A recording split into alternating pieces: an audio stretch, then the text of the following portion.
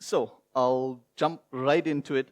I wanted to have a presentation with fewer slides, and I spoke to some guys back at the office last night and figured out that there were some things that the young guys didn't know that I really want them to know.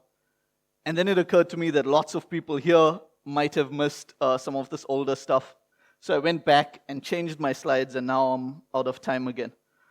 Like the introduction said, I'm from Thinkst, and we build Canary. And there's really two reasons why I think this is worth mentioning. The one is, career-wise, I spent a lot of time, about a decade, on the offensive side of security, breaking into stuff, breaking into networks and applications. And then we've spent a fair amount of time doing defense, and now we have a product. And aside from probably making me a sellout, why this is interesting is just that I think we've got a broad experience in the industry, and I'm hoping to share some of this with you guys. So right off the bat, I'd like to say thanks. Thanks for having me. Thanks for coming out early in the morning. For the most part, today's talk is a form of advice. Like, more than anything, it's advice that I'd give to younger guys joining our company, advice that I'd like to have had as a younger me, starting out in the industry. And if you're talking about advice, one of the things that you should probably keep in mind, do any of you remember the Sunscreen song? I think it'll show your age a little bit.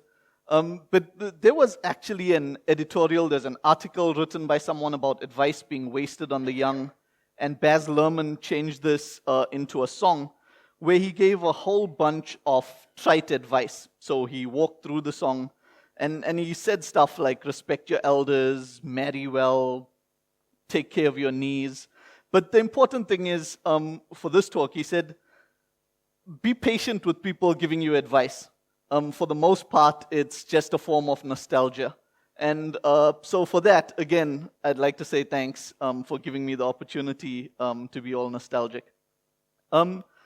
If you're doing any sort of engineering, you've probably bumped across DRY for don't repeat yourself.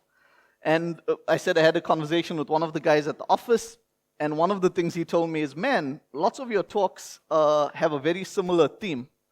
And this is probably a nicer way of Michael saying, man, you actually repeat yourself a whole lot. And some of that's not an accident, right? Unless it's a technical talk, if it's one of these hand-wavy, keynote-y talks, I'm going to talk about stuff that we deeply believe in, and stuff that you deeply believe in probably doesn't change a whole lot over time. So today's talk is going to touch on 3 other talks that I've given, some not so recently. Just with a show of hands, how many of you have seen You and Your Research or read the paper? Okay, one person, 2 unafraid to raise their hands. So for the most part, this whole keynote is just a thing to make you go watch some of our older talks. And that's because at the end of the day, everybody wants to put their YouTube watch counts up. And so again, thanks a lot. But no, in seriousness, for the most part, some of these ideas we deeply believe in and deeply want to share, and so they'll at least rhyme with stuff that we've said. Most talks like this that we give, I start with one of my favorite quotes from Brian Snow. And again, if you've never watched Brian Snow talking, you should look for his talks. Brian Snow, Dan Geer, you'll almost always get smarter by spending some time listening to them. And Brian Snow gave this talk, and in it he basically points out that your cyber systems work only because people haven't aimed at you or taken you out yet. And one of the reasons I like bringing this quote up, A, because it's true, but B, because it points out what a sad position we're in currently. Like, we're spending millions and millions in this industry, and for the most part, we only survive when people are not aiming at us. And the moment they aim at us, our whole game collapses. But that's not the quote I'm going to focus on today. Today, I want to focus on this one, or part of this one. So Dan Geer has a quote where he says, information security is quite possibly the most intellectually challenging profession on the planet. And this makes most of us feel good, because if you're going to be working in a space, then you want to be working in a space with the smart people. But I'd like to follow that up with saying you're probably conning yourself if you think that this applies to what most of us are doing. And by this I just mean that infosec can be really hard, and infosec does have really important problems that need working on. But for the most part, most of us are not working on the parts of the problem that are really hard or really need working on. Almost the core of what I'm trying to push for today is that more of us start doing this. Most of the problems we focus on are just not the ones that matter that much. And almost by definition, it's because in infosec, we're really prone to distraction.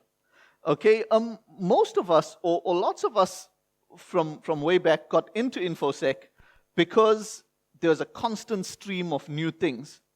And now you see that a constant stream of new things is almost part of the problem. Okay, because it keeps distracting us and we keep moving on before we've solved anything significant. And ironically, considering I'm standing up on stage at a conference and telling you this, part of the problem is conference talks these days. Okay, we've gotten into this thing where conference has almost become a type of performance art. And you've got some of us, guys like me, who spend all of their time going around talking at conferences and not really doing much anymore. And you've got young guys now who are being wasted. Like, I get relatively frequently pings from young guys saying, I want to be a conference speaker. And you almost want to tell them that being a conference speaker is not a thing. Like, that's not a thing you aspire to. Like say you want to solve a problem, or say you want to push this boundary. But wanting to be a speaker is, it's just not that worth aiming for. And I've actually given a whole talk, again, trying to boost my YouTube numbers, on what I think is wrong with security conference talks today. And the moment you say this, most people think you're going to complain about the problem of stunt hacking. And I don't think stunt hacking is our biggest problem. So stunt hacking is when people say you pick something new and niche, hack a toaster, go give a talk about hacking toasters. I actually think some good comes out of it, and sometimes that does push the ball forward. The bigger problem that I have with conferences is that we've started to make learning too passive. Okay, so you've got people who attend every Black Hat, attend every DEF CON, and if you ask them 3 months later what they've learned from it, there's almost nothing. Okay, it's almost like watching TED Talks, where it's becoming like empty calories or potato chips for your mind. So you go and you do these things, but you're not any better for it. In the end, you end up with a lot of people consuming a lot, but not producing a lot. And as hackers, that's the stuff we were supposed to try to avoid. And if we're talking about distractions, in the enterprise, there's a ton of them, right? Like way back, I gave this talk about why I thought pen testing was actively hurting the industry. And I realize that we are pen test heavy crowd. So I'm here all of today and some of tomorrow, and you guys can argue with me in private about why I think this. But for the most part, my theory is that we're doing a lot of work, we're doing a lot of stuff, but we're not significantly moving this needle forward. And there's two simple heuristics that I've been using for years on this. The one is honest question. If you pen tested an org or defend an org, the question is, do you really think that if I broke into your org, I wouldn't be able to move laterally like it's 2003? With a show of hands, anyone who has an org that thinks they're better than a 2003 level org for lateral movement? Nobody feeling brave this morning. And the second one is, if you've done a pen test in the last 2 years, or if you're defending a network, how many 0 days do you think I would need to actively get your organization's crown jewels? Okay, we see a count of 0 back there, which is more honest than most. And even if you're talking about really good companies and really good orgs, for the most part, most guys will give you an answer of 1. So for millions that we're spending and for millions of hours worldwide that we're investing, most people are 1 or 0 days away from the worst day of their life. And that's a shocking place to be in, okay? Because it means that for all the effort that we're putting in, what we're doing seems to be, again, to steal Dan Gear's words, making no therapeutic difference, okay? We engaged in lots of activity, but what are we actually getting for it? And again, it's interesting because most of us, or most of the people that I know, got into this field because of the challenge, okay? They liked the challenge of it. And what you find is that lots of us have ended up in positions now where we're comfortable, even if it's not that challenging anymore. Like, breaking into networks is hard for some definition of hard, but it's not like it's impossible anymore. You kind of know when you go out on a pen test that you're going to own them. I see lots of guys who are really into social engineering, lots of folks. And in honesty, when I ran a pen test company, we had to slow down on social engineering because it was so ridiculously successful. And all the young guys in the company just saw it as such an easy way to win. They'd start to do it on every engagement. And, well, what's the point of that? Again, if we came in because we liked challenging, that stuff's not challenging. It's just winning because we're playing against kids. You're taking candy from a baby on those engagements. And so one of the things that I really want to push for, if you got into this for the challenge, is that you should consider making a change and playing for the blue team instead of the red team. For one thing, I genuinely think that there's tons and tons of research fun to be had in the blue team. I think there's lots of goodness to be done. For those of you who have a strong entrepreneurial bent, I deeply believe that there's a bunch of products and companies waiting to be built to solve blue team problems that we've known about for 30 or 20 years. If you've tried to build a company doing red team stuff, you'll know that other red team companies are happy to use your free tools, maybe not so happy to pay for tools. There's a few companies who've actually managed to break through selling tools to pen testers. But for the most part, you're not going to sell it. Find a way to solve the local admin password problem on networks. People will line up to pay you for it. Find a way to solve two-factor authentication is something we've known about forever. Doug Song and John Oberheide are two of the smartest people you're likely to meet, and they've built a company solving the two-factor authentication problem. And for those of you who track the markets, Dio is now a unicorn, right? They're a billion-dollar valuation company that fundamentally solve two-factor authentication. There's tons of goodness in blue team work. You should consider it. But one of the challenges when you start talking about blue team work is the strange concept of utopia that we have, where and the utopia stuff breaks down into two things. The one is, we expect our solutions to be perfect. And if they're not perfect, we throw them out. Okay, and it may sound trite, don't let perfect become the enemy of good, but we see this all the time. A few years ago, I did work with a company, and one of the first things I said to the company was, listen, you've got a problem, you've got IE6 in some spots, you've got old versions of Windows, let's make a plan and roll out Emmet. Microsoft's toolkit for corruption. And it turns out that this company has a really smart reverse engineer working for them who came back to tell me all the ways he could bypass Emmet. Okay? And he's right. He's completely smart and he completely can bypass Emmet. But he's absolutely wrong because Emmet was absolutely the thing that organization needed.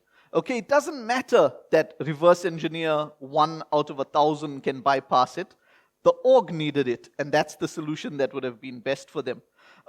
We talk a lot about this in our talk on Bring Back the Honeypots, where you see lots of old solutions, and not just because we sell Canary, but if you go back to honeypots, there's a cool example.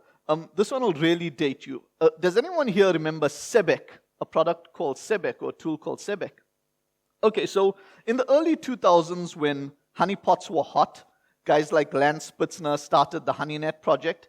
And there was a smart project called Sebek, which you installed on your Linux box or Solaris box, and it acted as a almost like rootkitting yourself, so that it would then send all of your captured traffic and keystrokes along to someone who can observe what's happening on the box. And so Sebek was published as here's a way to rootkit your box. And soon after that, at CanSec West, someone did a talk on how you can detect Sebek. Okay, and the answer was if you're on a box running Sebek and you do this complex timing of syscalls, you could tell that your OS was doing something that it shouldn't be doing. And that kind of killed Sebek, because under these extreme conditions in a lab, attackers could tell that Sebek was running. And that's stupid, okay? Because when you look at most of the attacks that are being carried out today, even high-profile, highly effective attacks, your attacker is not timing syscalls when he gets on that box to tell if Sebek's running or not. He's grabbing all the docs he can from the network share and he's running. Okay, when Snowden was grabbing files from shares and SharePoints, he wasn't checking if the syscall timings were different or not. So the solution that was built 20 years ago that would have been helpful gets shelved because, hey, it can be stopped in the lab. And that's a silly place for us to be. And when we talk about utopia, something else that hurts blue teams a fair bit is the way we look at enterprise obstacles. For anyone who's doing pen testing, breaking into applications, exploit writing, you know you start off thinking, knowing that what you're doing shouldn't be done. Okay, so if you try to do X and your results are a little skewy, you know you need to work a little harder and make it unskewy. Okay, that's what you signed up for. But when you're working in blue teams, lots of people work with the opposite assumption.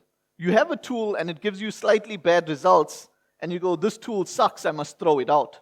You work with the tool and it gives you false positives, and you go, this is false positives, I'm going to get rid of it. They are broken. They are not perfect. You need to make it work anyway. And people keep talking about saying strange things. Like if you talk about defending your enterprise, you see people complaining about their users. And the users did this and the users did that.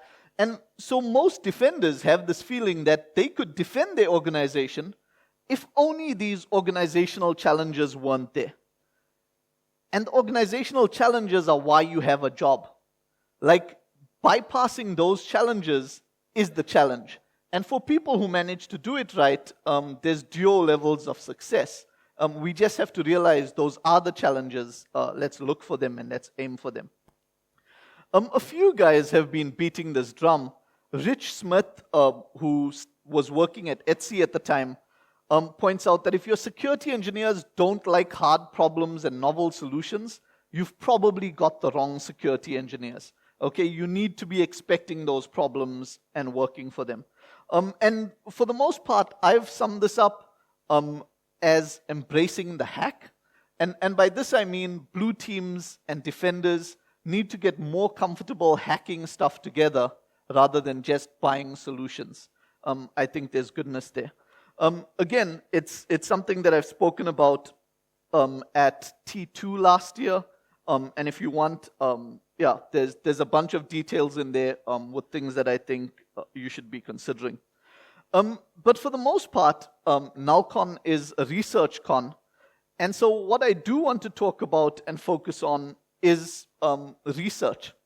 And this is some of the bits that I ended up adding last night, mainly because, with a show of hands, how many of you have read the paper You and Your Research? That's super interesting. So I'm really glad I did this. So if there's one paper that's absolutely influenced me more than any other in infosec, it's this one, You and Your Research. And if you take only one thing away from this talk, go and read this paper. There's actually a video of Hamming delivering this talk. Don't watch it. He writes better than he speaks. But read this paper. Like I make a point to read it multiple times a year, and it's life-changing. And what happened was I was speaking to two of the young guys at Thinkst, And both of them told me they hadn't heard of it or read it. And I find that so fundamentally unacceptable that it forced me to change my talk today. So if you haven't, Richard Hamming is a pretty famous mathematician. If you've done maths or physics, you've dealt with Hamming numbers, the Hamming equation, the Hamming window. And Hamming gave this talk where he addressed a bunch of people. And the whole talk was focused on how do you do great research. And there's a whole bunch of lessons in here that I think we can co-opt or steal. And he starts by defining it, saying, what is great research? How would you define it? And for him, he was talking about Nobel quality work or Fields Medal quality work. But I think it applies pretty easily to us.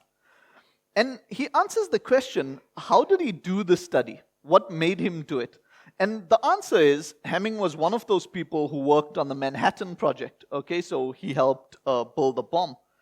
And he says, working on the Manhattan Project, he saw that he was just a stooge, right? He was brought in to fix the early computers. And so he points out that he worked with Feynman, and he worked with Fermi and Teller and Bethe, and he saw that he was not putting out the same quality work as them. And so he gets really interested in what makes someone a Feynman versus what makes someone a Hamming, or Hamming at that point. And this already leads us to a super great insight, right? Which is pretty old. It goes back to Socrates, which is the unexamined life is not worth living. Okay, and one of the things that you should be doing periodically is stopping, taking a checkpoint, and asking yourself, is this what you signed up for? Like, you signed up for doing research, are you doing it? You signed up to move the ball forward, are you doing it? If you're not taking periodic checkpoints like that, you're probably doing yourself an injustice. Now, Hamming looked at other people and started measuring himself. And it's good for us because we've got a whole bunch of positive role models, right? For almost every stage of your life, if you're a student, if you married with kids, if you like Moxie and you live on a boat, or if you're a PhD like Charlie Miller, if you're living in Poland but think you can redefine the way OS security is done, we've got positive role models for almost everything. And one of the questions, although it's not normally good if you're raising children, I'm saying compare yourself to these other people and ask yourself, why are they able to do it and why not you? Why are they pulling off stuff that's fundamentally groundbreaking? Am I just a stooge? Like, why can't I do first-class work? And for this, Hamming says, look, drop false modesty and say to yourself, I want to do first-class work. Because one of the problems that most people have is that they consign first-class work to luck. Okay, so how did Dino find karma attacks? He got lucky. Like, he looked at it first and he got lucky. How did Charlie Miller hack the Jeep so early? He was lucky because of XXX. And for some of it, it's true. Like, Charlie had DARPA funding, and you probably don't have DARPA funding paying for a Jeep so that you can go and hack it. And Hamming talks about this too. He says, like, when you look at Einstein, what you notice is that he did get lucky, but you notice he does things consistently, okay? So all of it can't be luck. And he says, you see again and again from someone who's good, that they do good things. Okay, you see more than one good thing from them. And if you look at Dino, for those of you who don't know Dino Daizovi, again, you should be listening to just about everything he says. But if you track Dino's timeline, you'll see way back he did early Spark exploitation. And then you'll see karma attacks were awesome, and they're still being actively exploited today. If you're running Metasploit with OS 10 exploit payloads, chances are it has its roots in something Dino wrote. And now he's doing container security. Okay, one guy, but you see a wealth of different topics, and he's done good stuff in all of them. And you look at other people, like you look at Mudge, and way back, Mudge wrote one of the first papers on overflows, like weeks apart from LF1 smashing the stack. he forms the Loft, which essentially becomes the template for most pen test security companies today. He goes into the government and he ends up doing things like cyber fast track, which spurns a whole bunch of other research. One guy consistently pushing the envelope, consistently doing coolness. And there's lots of examples of this. Recently, Michael Zalewski has started commenting about his life as a Google security manager. And again, a part of you feels like it's just obscene. Like he's made these great contributions technically. He's built passive vulnerability scanning way before it was cool. He was doing redress way before it was cool. Now he's a manager and is also a great manager. But again, it's kind of what Hamming said would happen, right? He says, if you have quality people doing quality stuff, sooner or later they do something great. It's certainly not luck. And if it's not luck, then we should be asking, what is the key characteristic?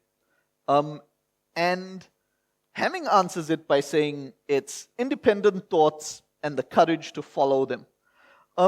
And the instant reaction to this is, wait, what about brains? Like what about just being smart?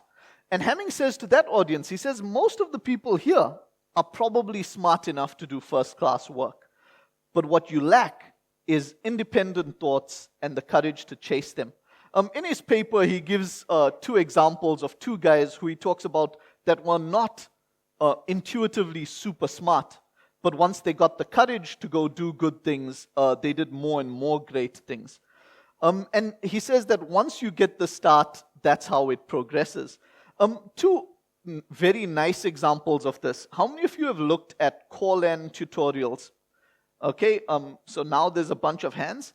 How many of you know that Corlan, or Peter van Ecknout, took his first exploit training under Saumil? Okay, so I know Saumil keynoted a few years ago. Saumil gave his exploit laboratory. You see Peter's early documentation, Corlan's early documentation, writing up Saumil's class exploits. He then starts doing tutorials against Bob's FTP server and Winamp player, whatever. And then he goes on to do really, really great things and make really nice contributions to the space once he gets his courage up. For those of you who know Johnny Long, I remember the first talk that Johnny gave at DEF CON on Google hacking. And literally, this guy showed up and he did an entire talk on Google queries. And at the time, there were people giggling. It was like, is this hacking? Like, you used Google, like, good for you. And Johnny's gone on to do really great stuff, even outside of infosec, right? If you followed his iHack charities, he's literally moved himself and his family, he's back now, to Uganda, where they're physically donating time and money to people in need. And so a question has to come up that says, is it then a question of age? Like, is this something you can do just when you're young? And Hamming had this question that said, look, Einstein came up with stuff early, and lots of people seem to do their best work when they're young. And it should scare us a little bit, certainly scares me as I get older. A few years ago, I think this was Dave Eitel, who was talking about the Lifetime Achievement Award, and he says that hackers' lives end at 30. He says by the time you turn 40, you should put down the dissembler and start considering a job in management.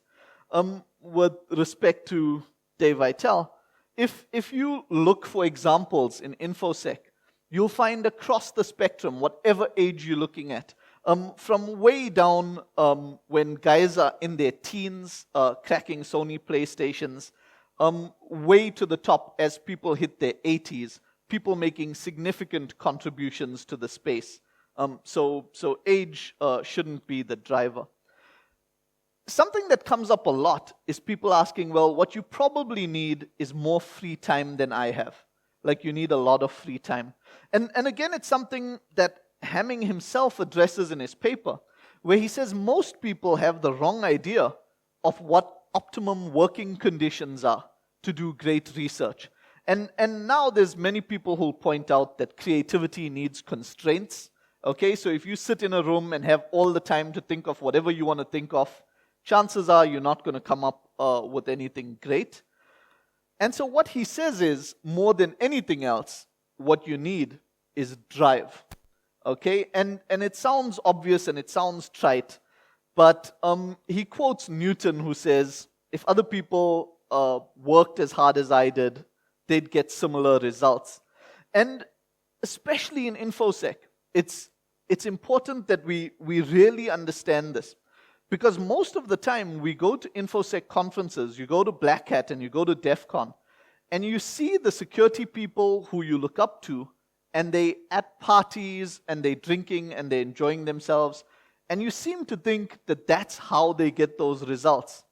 When in actual fact, that's like the 1 week they were let out of their rooms, and that's why they're behaving slightly insane, okay? Because the rest of the time, they're working their tails off, okay, producing quality research like this. And there's good documentation on it now, right? As Malcolm Gladwell as it might be, his 10,000 hours concept is fairly well expressed and fairly well understood. And Hamming gives a beautiful example of this. He says he was working with a guy called John Tukey. I don't know how you pronounce that. And he says at some point, Tukey did something brilliant. And he says he went to his boss and said, like, this is ridiculous. Like, how can someone as young as Tukey know as much as Tukey does? And his boss said, you'd be surprised at how much you'd know if you worked as hard as he did, as often as he did. And essentially what his boss was pointing out is that knowledge and productivity work like compound interest. Okay? And simply what he was saying, the more you learn, the more you know, the more you know, the more you learn, the more you can do, the more opportunities you get to learn. Okay? And his boss's words are paraphrased, given two people of approximately the same ability, one person works 10% more than the other, the latter will more than twice outproduce the former. Okay? Hard work, consistently done, seems to be a surprise to many people. And I first gave the talk on you and your research when in Belgium at BrewCon. And I had this quote up, which was Dino talking about Tavis. So by now, I'm guessing everyone knows Tavis Ormandy. Taviso works for Google. Tavis aims at a problem or aims at a segment, and he finds bugs almost seem to fall out of the tree. But what's interesting is, if you go to Tavis's homepage, okay, you'll see that Tavis has been doing bug auditing for years and years. Okay, he's been contributing to open source, fixing bugs forever. And in fact, it's a shame that you can't find this Crack Me anymore, or this write-up anymore. But there's a write-up that I used to like to share of Tavis talking about this Crack Me that he solved. And you see in his documentation, he talks about how he worked on it for weeks, didn't get a solution, put it away, came back a month later, found the solution. And at BrewCon, when I was giving this talk, I also saw this, okay? And it's hard to notice, but the guy here with the blue looks like he's at the conference and is watching How I Met Your Mother on his laptop, okay? And the main point that I have is not that I have anything against the series, but just that you get to make this decision every day, whether you aim to be Tavis or whether you aim to be How I Met Your Mother guy. It's your call. And this extends to almost everything, right? If you look, that's a really young Comex. That's a really young... does anyone recognize the guy on the left? Okay. Okay, that's GeoHot. If you look at the early videos of GeoHot hacking the PlayStation, he's obscenely young. He looks like a kid, okay? And at the time, Sony was going after him. But something that you have to honestly ask yourself is what you were doing when you were in your teens. Were you dedicating your entire holiday to a single electronics project, or were you doing a whole bunch of other things? And so I guess I'm asking, is it a little bit hard to do this? And my answer is, it's a lot hard. Okay, it's not a little bit hard. And previously I said it's like why not all of us have the bodies we want. We know what it takes to have a good body. we're just not interested in putting that work in. Because again, it's just so much harder than it looks. It's not just passing on the one meal for a salad. It's just not something we do. So again, Hamming talks about the emotional commitment you need to make this happen. And in his paper and in his question, he's even honest about how that impacts your family life. And we'll touch on that.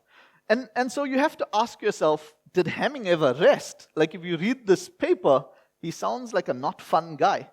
And again, he gives an answer for that, where he talks about what he used to do at lunchtime. And so he used to have lunch with the mathematicians and with the physicists. And at some point, all the great mathematicians and physicists left. And so he goes and he starts having lunch with the chemists. And when he has lunch with the chemists, he does what he used to always do. And he starts off by asking them, what are the important problems in your field? And straight after asking what are the important problems, he asks, well, what are you working on? Okay, and just those two questions should be enough to haunt you if it's something that you're honest with yourself and ask yourself often enough. And Hamming's conclusion was that on average, most scientists spend their time working on problems they don't think are that important. And they're not spending their time chasing things that are going to lead to important problems.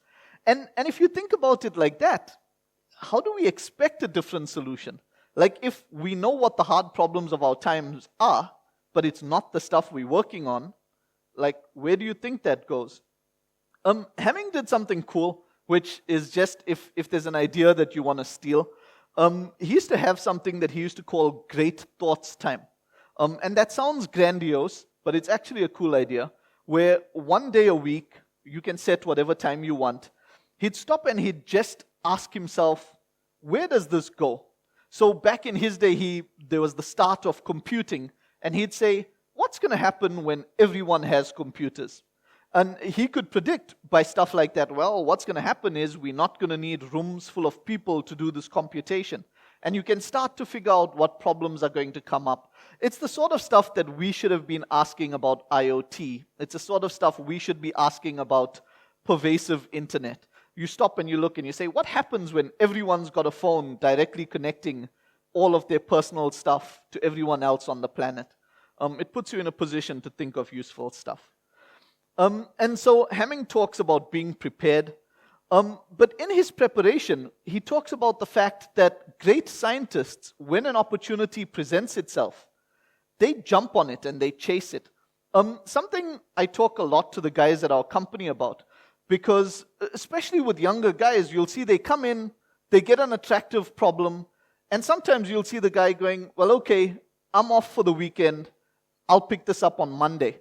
And I've got nothing against people having free time, but what Hamming was talking about is like almost the mark of great scientists is once they get that problem, they grab onto it with both hands and they sink their teeth into it. Because almost the worst thing that can happen is having someone else solve that problem before you can, because good problems are hard to find. And at this point, you should be saying, well, listen, this all sounds nice and it's a little bit highfalutin because Hamming was working on great research and actually I've got to go to a job where I've got to reset passwords every morning. Like my job just doesn't lend itself to that type of coolness. And even for this, Hamming says, it's not what you do, it's how you do it. And he gives an example of where he had to do some really what he considered trivial work. I think it was to maintain his sponsorship. But by attacking the problem differently, he ends up, I think at the time, coming up with the Hamming constant. And he says there something interesting. He says you should do your work in such a fashion that people can build on top of it. People can say, yes, I've stood on their shoulders and gone further. And it's interesting, right? Because he's almost describing open source. And I'm not going to get closed source, open source zealotry here. But what should be interesting and what you should notice and take away is before H.D. Moore came out with the Metasploit project, there were hundreds of us all doing exploits from scratch every time. Copying shellcode, pasting shellcode. And then it took an H.D. Moore to say, we can do this better. We can build a framework and we could integrate this. And two things have happened. Today, thousands, hundreds of thousands of people use Metasploit, and he did well commercially off it with the Rapid7 purchase. And again, it's why I'm saying all of the stuff is linked. It just depends on how you look at it. So a quick summary there. You need to work on important things. You need to deny that it's all luck. You need to start thinking great thoughts. And Hamming then says, well, if all of this is so cool, why do so many smart people fail so often? Why don't more people do this? The one we already discussed is the question of drive and commitment. And he talks about how important it is that you work hard at this. And during his Q&A, someone asks him, someone says, are you saying I can't have work-life balance? Like, are you saying I can't spend good quality time with my family? And he says, look, you've got to be honest. To do world-class stuff, Nobel-class stuff, you're going to be a little unfair to your family. You need to figure that out. And he says it tightly. He says, if you want to lead a nice, happy life with lots of recreation and all of that, go ahead. Live a nice life and get your recreation in. But don't also expect that you're going to pull off Nobel-quality work while doing that, because it just doesn't work like that. The second thing that he talks about are personality defects. And the one that he raises that's, I mentioned before, is interesting for me, is ego assertion. Okay, and I say it's interesting for me because I always thought I don't have a huge ego. I think most people think they don't have a huge ego, which is part of the problem. But what he points out is he talks specifically about a person he used to work with who always dressed in jeans and a cowboy hat. And he says that this guy was a first-class guy, but when he went in to talk to people, it would take about 10 minutes for them to figure out that he's not a Yahoo and start giving him the attention he deserved. And he says, well, why go through that? Why force your ego on these people if you're going to talk to a crowd of people at Princeton, dress like the people in Princeton do, so you don't have to spend time with them wondering if you're a monkey or not? And yeah, it's interesting for us because almost all of us try to push our t-shirt and jeans culture.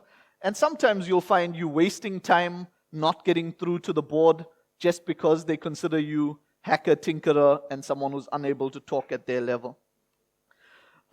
He talks about the personality defect of self-delusion. Almost all great scientists touch on this at some point. And he says, you have so many possible alibis. When you look at that list of Dino and Helva and Charlie Miller and Joanna and Taviso, it's really easy to convince yourself that they had some breaks that you didn't. They had the opportunities. Much like you guys, I've got hey, I was in South Africa. And when Mudge was doing the loft, we didn't even have the internet. Like, I had to wait till university before I got the internet. But that stuff doesn't hold when you see sooner or later you bump into other guys who had the same challenges but managed to do awesome stuff. And we give ourselves these excuses because we don't want the alternative, that it just ends up on you. And what he says is, it's okay, just don't lie to yourself. Just know for yourself that you didn't do it because you weren't committed enough or weren't driven enough. And then he addresses the question, is this worth it? And he answers the question with absolutely. And the line that I like here is that the struggle to make something of yourself seems worthwhile in itself. Like, even if you're not achieving commercial success, much like the unexamined life not being worth living, it's almost why else are we here? Again, if you get a chance to catch any of Alan Kay's talks, you should. Alan Kay, this talk he gives on the future not needing to be incremental, talks about the work they did at Xerox PARC. Okay, and what's interesting is when he talks about Xerox PARC, he points out that they had 25 researchers over 5 years, and they invented personal computers, the GUI, Ethernet, WYSIWYG, a whole bunch of stuff from a really small group of researchers.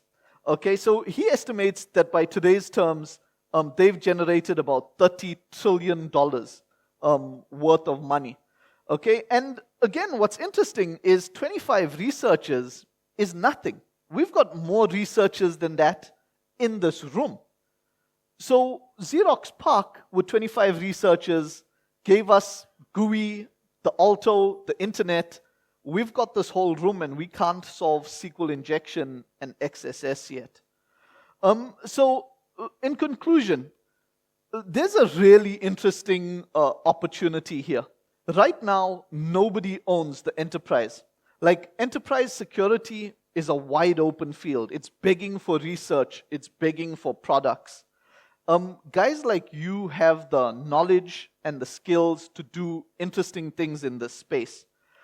But it is hard, okay? It's hard to build it right. And when it comes to ego, it's hard for you to build a product because one of the things that's really difficult is to go from being a pen tester who's always right, a consultant who's always right, to a guy who builds a product, and now you've got to sell to a customer who tells you that maybe the button should be blue and not red. And this keeps a lot of really smart people out of the product space. But we can't keep complaining about the state of things without actively throwing our hat into the ring and trying to fix it. So, in summary, if you're a defender, let's try to make sure that the stuff that you're aiming at really matters. If you're an attacker, think about it, do some soul searching. I think there's a bunch of interesting hacks waiting for you in Team Blue. If you're a researcher, let's start working more on problems that matter. I'm not sure if we've got time for questions. We do. So that's all that I've got. We'll take some questions, and I'm at Haroon Meer if you want to tweet and tell me why I'm stupid. Thanks a lot for your time.